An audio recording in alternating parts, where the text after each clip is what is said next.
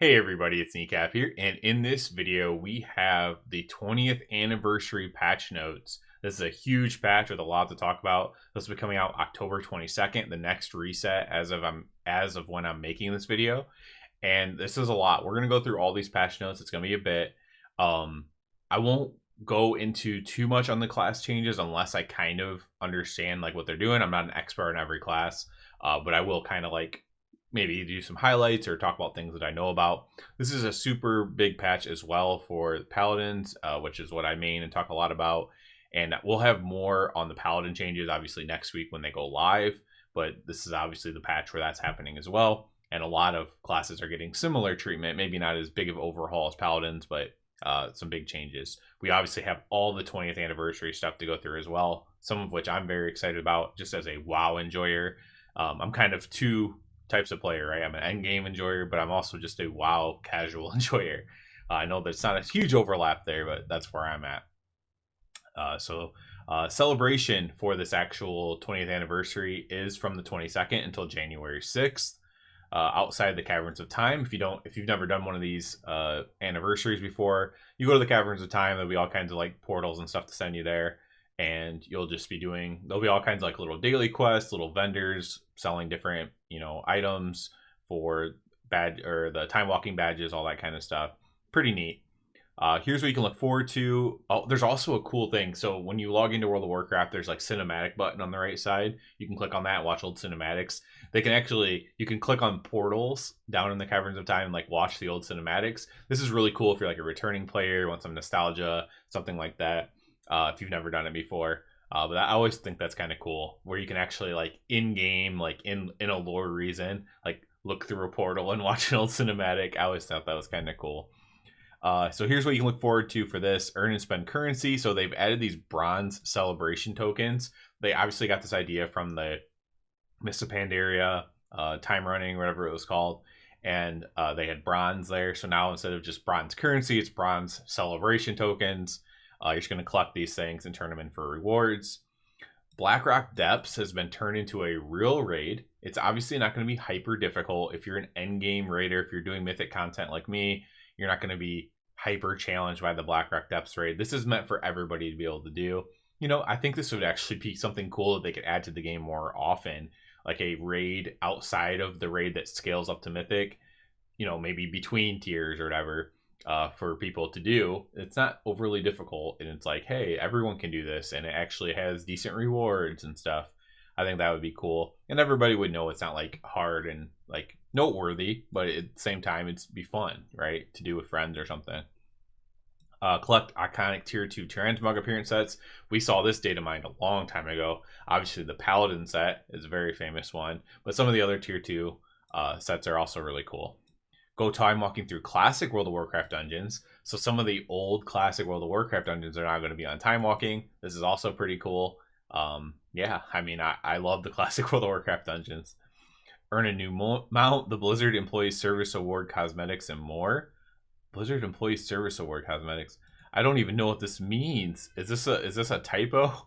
I don't even know what that is. But there's a new mount. But I don't know what the Blizzard Employee Service Award. But hey, whatever. Celebrate with an expanded event at the Caverns of Time. Join Chromie on a new time bending adventure with the Codex of Chromie.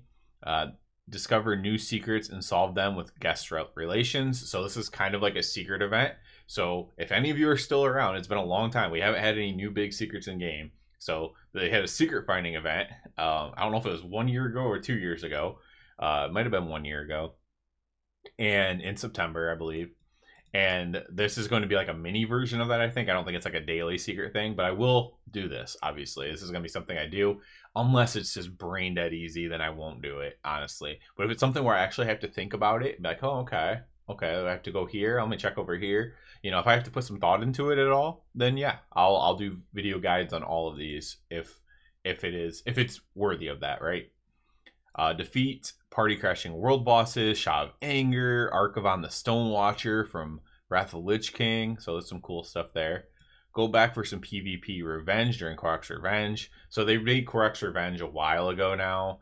And it's kind of just the PvP to do. It's basically just old school Alteric Valley. and like very close to the old way of doing Alteric Valley, not just rushing, not all that, just kind of old school. It was very cool when they first brought it back, but they bring this back every time now. Celebrate 30 years of Warcraft and Warcraft 3 themed back appearances on the trading post. So it's also a reminder this is 30 years of Warcraft, if you count like the Warcraft, franchise. We have Blessing of the Bronze Dragonflight experience and reputation increase buff. Developers note the daily quest Celebrate Good Fun is meant to be an engaging way to boost your anniversary buff by another 100% and a way to get 3 bronze celebration tokens each week on your first completion. This quest will reset daily, but you don't need to do it each day if you still have the buff. We set up the buff to not count down while you're offline. So if you play a lot, you would only need to refresh the. You would only need to refresh the bar a few times a week. So if you don't play a lot, if you do play a lot, you'd have to refresh it more. Dracthyr spread their wings. So this is again something that was data mined quite a while ago, and this is basically going to be you can make Dracthyr be other classes now. And we'll talk about the ways that they are a little bit nerfed because Dracthyr is a very strong race to play. The exposures to new races and their abilities, Dragon Isles expanded opportunities for growth, basically saying that they can play new classes, but the most important part is probably here. Dracthyr evokers continue to use Dracthyr form during combat, so many of their abilities emphasize their draconic nature. With the addition of new classes to Dracthyr, we are making some further adjustments to their racials. Wing Buffet, cooldown has been increased to 3 minutes from 1.5 minutes. This is just because when you play an evoker or an augmentation evoker or a devastation evoker, or whatever, you have or the preservation evoker, right? All those, you have very good like CC with that, right? This is good in dungeons. It's also good in PvP, and so they're trying to make it not as popular, not as powerful as the regular evoker one. So they're basically nerfing all the racials. Wing Buffet no longer automatically shift you into Dracthyr form for all classes except Evoker. Evokers will continue to automatically shift into Dracthyr form for the draconic abilities. Wing Buffet now displays wing effects around your character if you use it while in Visage form. Activating Visage is now off the global cooldown. It has a self cooldown of 1.5 seconds. Soar will now cause you to shift back into Visage upon landing if you initially activated it while in Visage form, instead of being reliant on chosen identity. Tail Swipe is no longer a racial for Dracthyr. Tail Swipe is now learned baseline for evokers only. Dracthyr who have strayed away from evoker magic have a reduced movement boost while using glide.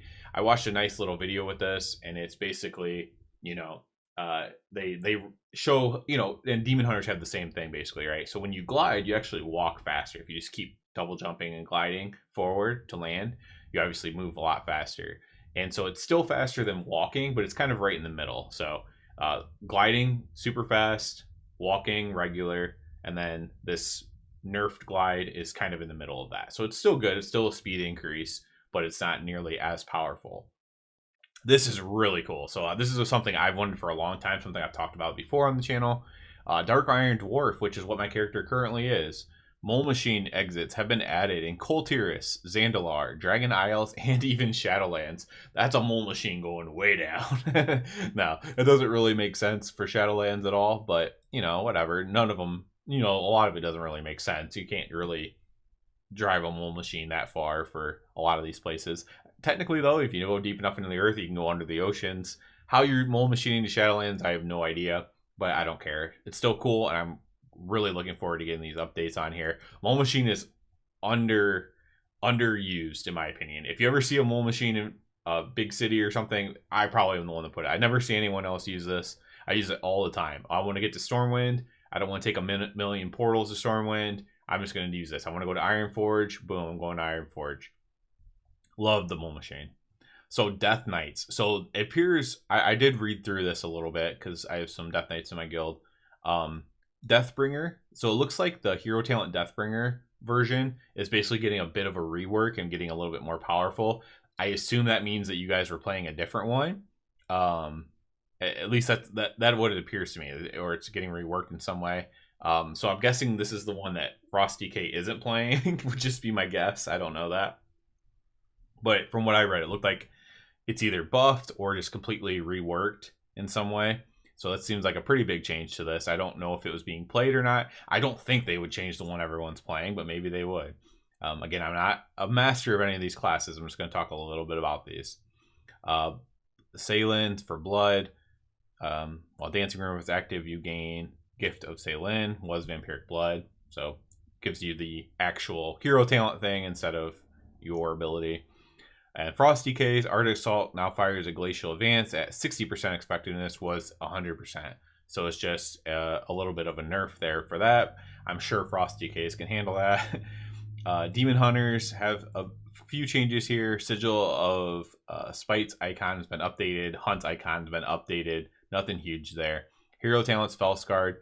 Focus Hatred now provides bonus damage beyond one target only, with the bonus reduced by 10% for each target beyond one. Vengeance. Metamorphosis now heals you for 40% of your maximum health instead of modifying your health directly.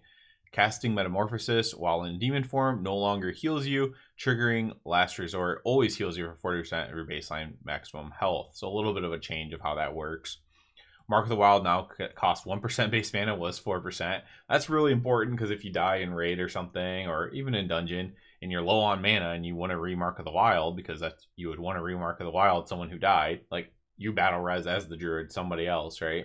You want to remark of the Wild them, and it costs 4% of your mana. That could be rough. Adeptus Swarm icons updated. Convoke has been updated.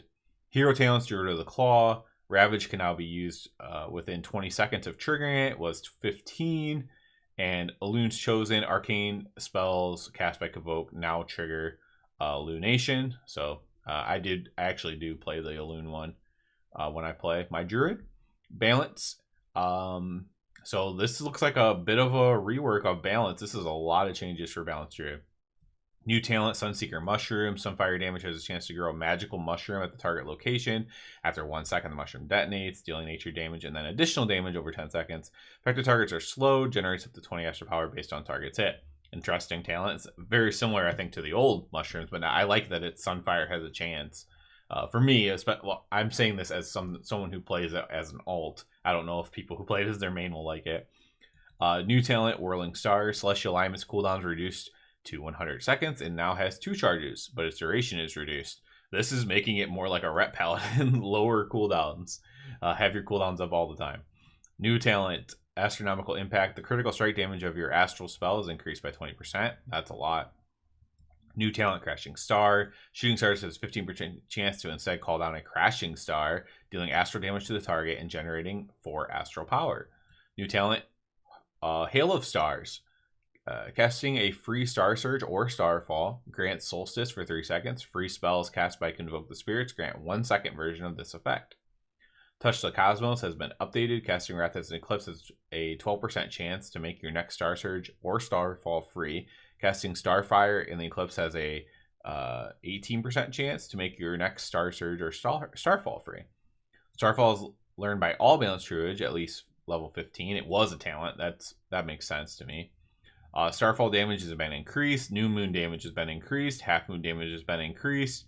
Rattle the Stars increased Star Surge and Starfall damage by 10%, was 12. Slight nerf there. Umbral Inspiration increases damage by 30, was 35. So some nerfs mixed in here as well. Warrior of Elun increases Astral Power generation's affected Starfires by 30, was 40. Yeah, so now we're getting a lot of nerfs here. So I'm not going to read all of these. It's just too many changes. But basically, Balanced Druids. If you're a Balanced Druid and you're watching this video, you should watch a Balanced Druid on YouTube, Twitch, whatever you watch, and figure out this is a lot of changes. Elun's Chosen, Lunar's Calling increases Starfire damage by 100%, was 80. Keeper of the Grove, Potent Enchantments causes Whirling Stars to reduce the cooldown Celestial Alignment. Control of the Dream now. Just change of the tooltip there. Guardian, Lunar Beam no longer causes Lunation to reduce the cooldown of Lunar Beam. Some Resto talent changes. A lot of changes for Druid, man. Hopefully these are good changes. I don't know if all of them are good. I kind of like the balance stuff that I read. But man, there's a lot of changes for Druid. I'm not even going to pretend to know Resto Druid because I don't know Resto Druid at all. Evoker, Tailswipe now learn. We talked about some of the Evoker stuff already. Unravel damage increased Blessing of the Bronze now costs 1%. So the same thing as Mark of the Wild. Clobbering Sweep, Heavy Wing Beats, and Clobbering Sweep are no longer choice node. Okay, so just a lot of the changes for them are going to be to deal with the fact that other people can play Dracthyr now. Hunters, new talent. So Hunters got changed for Dark Ranger. So again, I'm not going to pretend to know all this stuff, but from what I've read about these huge changes to Dark Ranger, a lot of the people seemed really happy about it. So I hope this is true. I'm not going to pretend to know what all these things are, but apparently they're a lot more thematic with being a Dark Ranger, right? It's like, before they weren't, I guess, at all, and now they're a lot more thematic. So hopefully everybody likes this. I know that what I've read has been very positive on Dark Ranger. Pack Leader, Scattering Prey duration increased to 20, was 15, and Sentinel, Lunar Storm's visual effects have been updated. Beast Mastery, some changes to Beast Mastery as well. Multi-shot damage increase, barb shot damage increase. I know they've had a lot of changes recently. Probably between all these changes and then all the changes that already happened in this, it's like Beast Mastery almost got a rework too. It's like that's a lot of changes. I know they just had some nerfs and rebuffs and stuff like that, and they've been fixing things. And Marksmanship, just Razor Fragments is now a rolling periodic. Master Marksman now benefits from natural causes. Looks like just changing again the way they work. So Hunters with tons of changes, thematic changes, damage changes, talent changes, man, plus survival as well. Holy crap, did Hunters get the most changes of anybody? Hunters with tons of changes. That is crazy.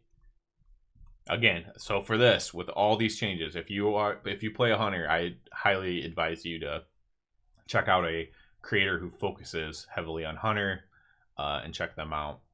Mage, same thing with Arcane Intellect is Mark of the Wild. Alter Time visual updated. Shifting Powers icon updated. Ice Flow now allows you to cast portal and teleport spells while moving. That's interesting. Hero talent changes to them as well. Damage increase. So it looks like Frostfire got increased. Spell Slinger, Splintering Orbs now during max Splinters was 4. So more Splinters. Volatile Magic now correctly benefits from damage bonuses.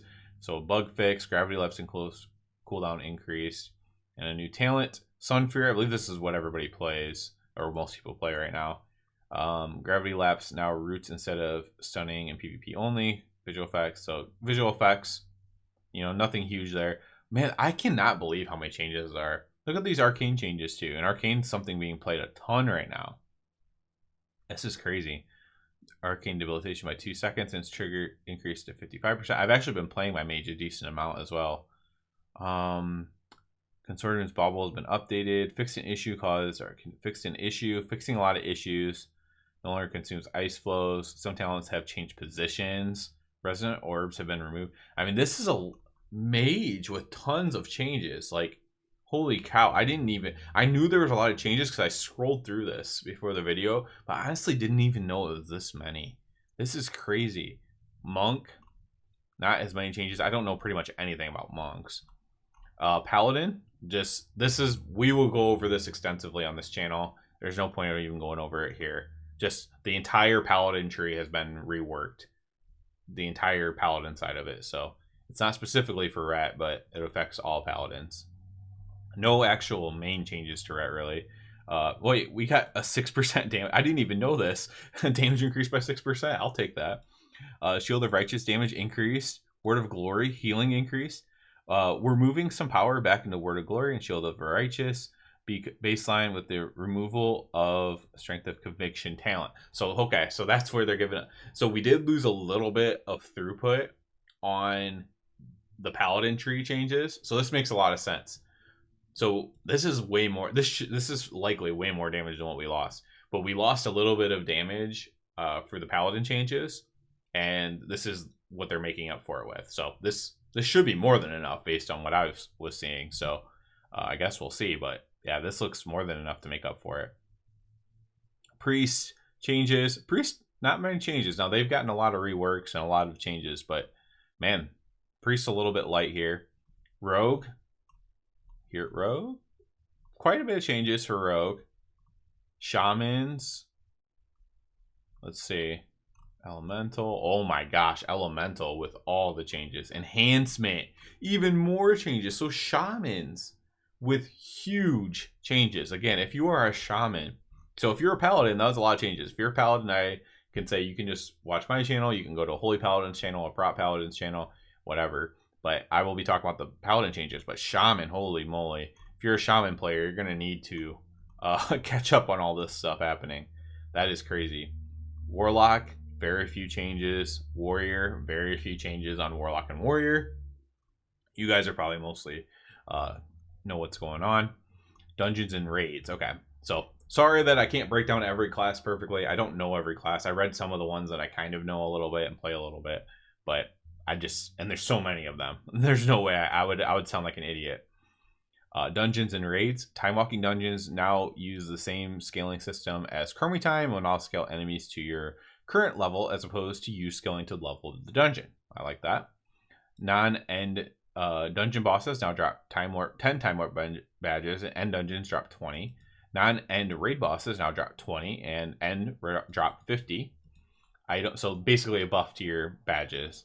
Items, non-cosmetic, class restricted gear can now have its appearance collected by other classes. That's good. When quests are completed, all appearances from non-cosmetic item rewards will now be granted, regardless if a particular class can see or choose them or not. That is very good. Players have finally overcome their squeamishness and now ride Jigglesworth Sr. with a narrower stance. That's funny. Mistweaver AI in the Timeless Isle now offers Mists of Pandaria remix achievement rewards for players who didn't receive the achievement rewards properly during the event. That's funny. Fixing an issue where collecting certain Dragonflight Season 4 appearances would not unlock their alternate versions despite using the Gleaming Incarnate Thunderstone. Yeah, so these are like when you get this thing and it's supposed to like make your gear look cooler, but it wasn't doing that for some people. Player versus player. I don't know almost anything about player versus player. Hopefully they're fixing some stuff for people. I know the people who still play have been like really sad about this. But yeah, I don't know pretty much anything about it. User interface accessibility. Mounts will now dynamically swap if the mode is enabled while the mount is already visible. I didn't even think about this. So spider mounts must turn into crab mounts. That's pretty cool. Character select screen. Characters will remain collapsed or expanded. The search field and character. I'm trying to see if there's anything cool in here. Warband Bank, deposit all. So I know one cool thing about the Warband Bank is you should be able to craft stuff from the Warband Bank, which you couldn't do before. So like if you had a bunch of cloth and you're trying to be a tailor and you're trying to craft something with the cloth, you couldn't unless you got it out of the Warband Bank, which is a little bit annoying. So that's actually a really good change as well. So this is obviously a monumental patch.